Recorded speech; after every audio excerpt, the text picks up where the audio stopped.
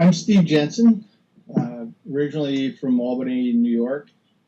I was with the class of '73, and when I was ordained, I took a church in Buffalo, New York, Kensington Evangelical Lutheran, and then from there went on active duty, literally around the world, and retired in Hawaii, which is where I live now. Since retirement, I've had three intentional interim parishes, and now I'm just volunteering with a number of organizations like the VA and so on. I was a member of St. John Lutheran in Albany, which the senior pastor was Russ Genzel, and it was a very family-oriented, very dynamic congregation that encouraged everyone, young and small, to be involved in their community and in the work of the church. And so I had a sense early on of the expectations of the priesthood of all believers.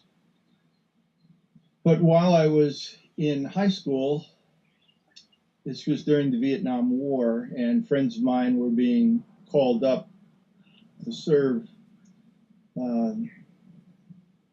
I joined an organization called Operation Goodwill. Their focus was on the troops. They had nothing to do with the politics of the war.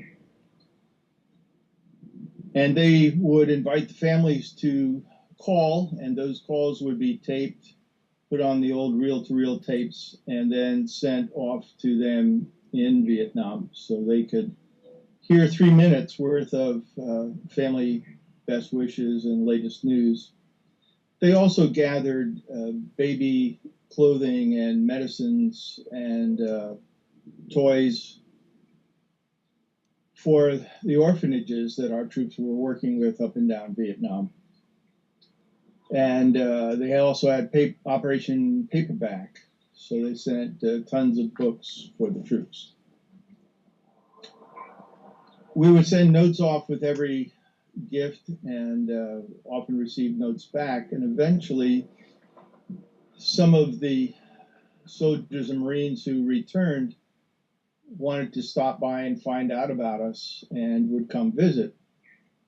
They too then would volunteer. So as we sat there manning the phones, we would have some conversations during downtimes.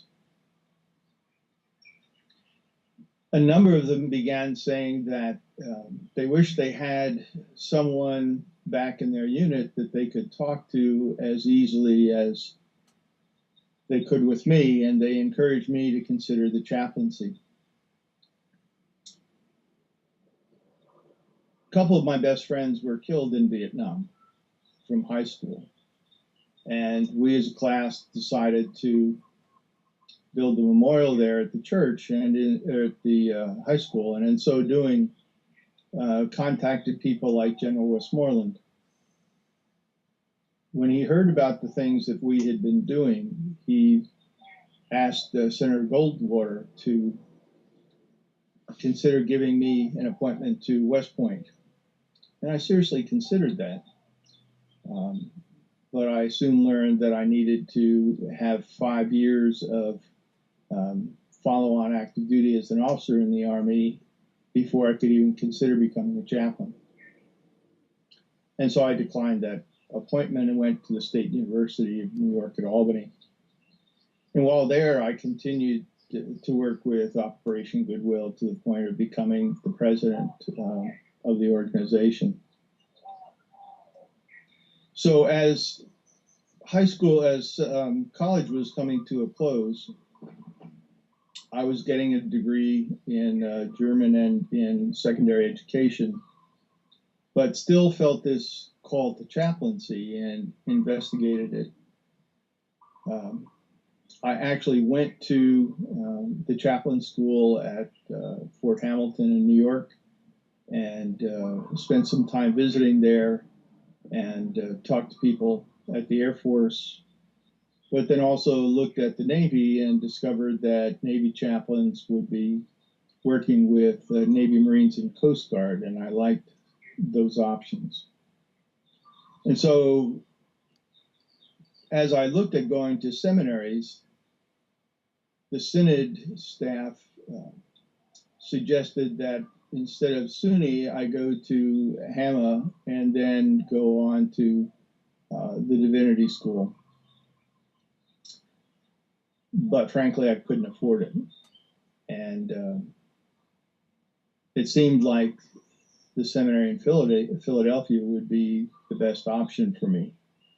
But I had in mind this picture of seminarians being much like in Luther's day, wearing Franciscan robes and having their heads shaved and walking around with their hands folded. And I frankly couldn't picture myself there. So I went down for a visit. And it happened to be around Easter as they were preparing for final exams. So I could tell there was a lot of tension. But when I walked into the old mailroom and lounge area of the dorm, a couple of people noticed me and were very friendly and told me they would meet me after class and take me around, which they did. And then asked if I wanted to join them that evening. They were going to go out and celebrate.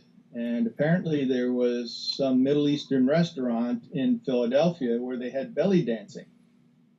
And so I thought, this could be a place for me. I might just fit in here.